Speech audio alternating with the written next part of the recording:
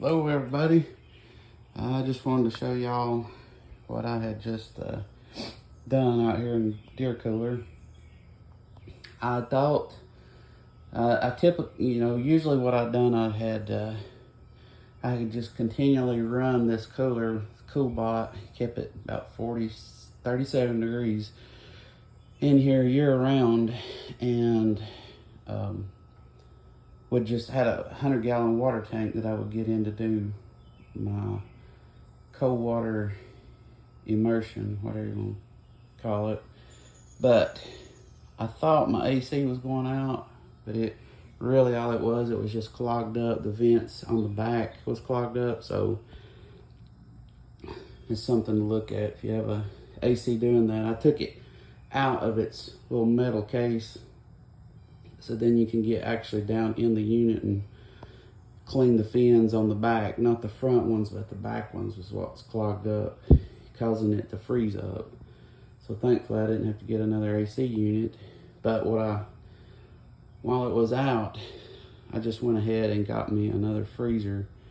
And now I think they've done it to, it may just be a coincidence, but I kind of think they've done it in a response to so many people turning these things into cool tubs, that now I got this one at Lowe's. You can get a freezer that is already rigged up to do, you can make it a refrigerator, that little controller, or a freezer. So you can go ahead and just set it on the refrigerator setting and put, the water in it and got your cool tub. And it's also insulated, so it's designed to stay out in a garage. It can withstand the heat, of outside temperature and not burn its motor up. It's also got a little lock on it right here. And really all you gotta do after you get it, I'm gonna have to turn this off. Got a mess back here. I don't want to try to hang up everything and make it look neat. But see, right now I'm running that as a UV sterilizer for an aquarium. That I usually run that once to twice a week. Since the last time I get out of it, I'll put that in and turn it on, and then I'll take it out this morning. I usually do it on Sunday, just to try to, Sunday morning when I get out of this tub. And then I have a aquarium filter, power head with a box filter to filter it out. And this is just the thermometer that I was trying to fine tune this freezer, because it doesn't have an actual temperature or what it is. It's just a setting. Do you want it colder, hot, or warmer? But all it was left to do after I got this thing was just caulking the seams. You can see all the seams. I cleaned them with denatured alcohol and then caulked all the seams and caulked that plug. And the caulking you want to use, it's really expensive, but Bunch Marine sells it. Only place I could find it other than ordering it online was a marine caulking that is designed to stay submerged continuously if need so. It's like, I guess you could put it on a transom of a boat, or your depth finder, what do you call it?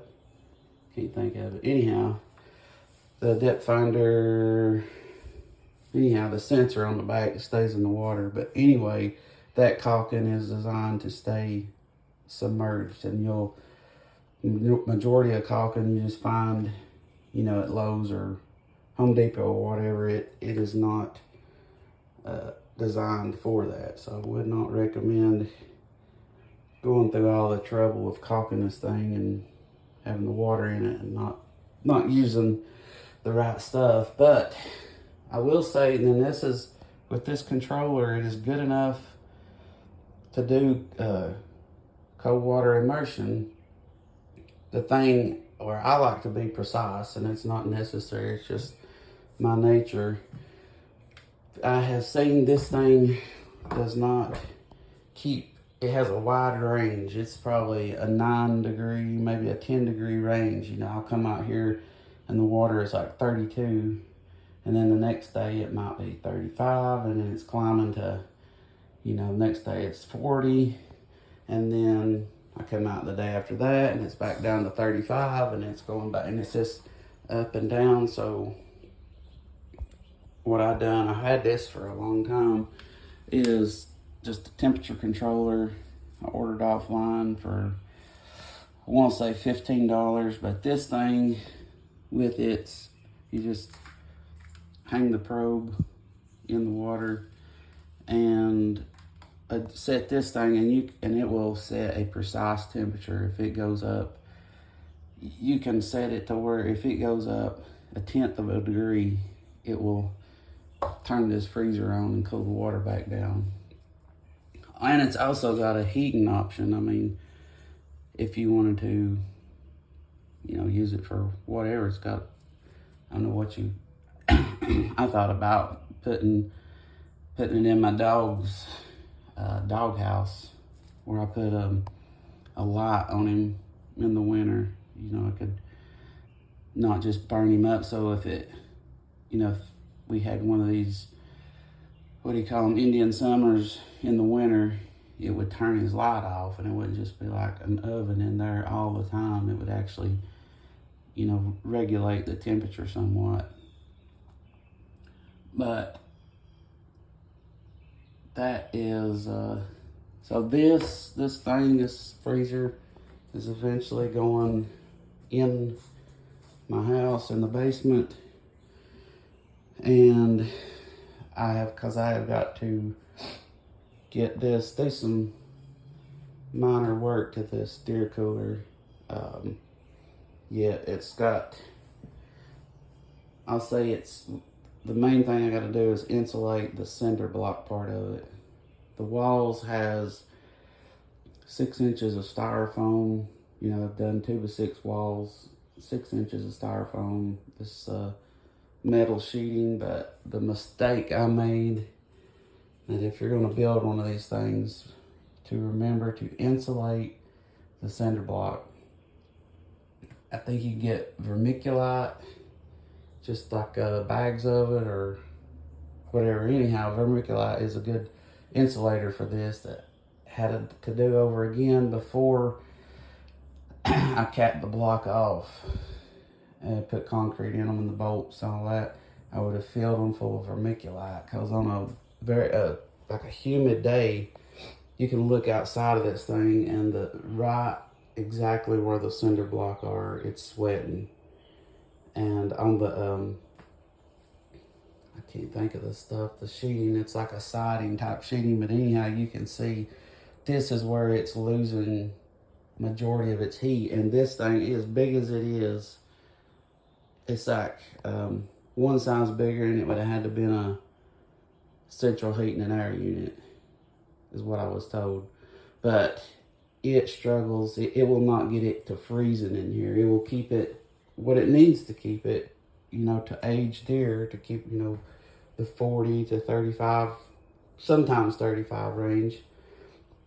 But it is losing a lot of heat through these cinder blocks. So I'm going to, plan is to cover them with styrofoam, you know, strip it 2x4 strips, and then put the styrofoam in between those and the metal sheeting, you know, to waterproof it more or less, because you do a lot of spraying water, cleaning deer out, cleaning the blood off the floor.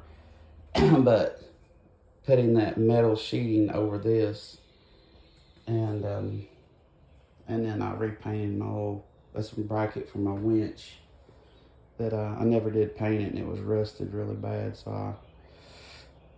I took a grinder, got all the rust off of it, and repainted it. But anyway, that's the plan for this thing, to see what it, how efficient it'll get, if it'll get it get down to freezing in here. And also, I will say, if you're making one of these things, a lot of people, I may have put a drain in it, because you definitely don't want to be shot back in everything you spray down. But that drain, just remember to plug it when you're cooling this thing, because you would not believe, I mean, cold air pours out of that like water. You can go outside and it is like a concentrated cold air coming out of that drain. You'll lose a lot of heat just through that thing. So I put on the outside of it when I'm cooling this, have it cooling in here. I've got that end cap over it. Got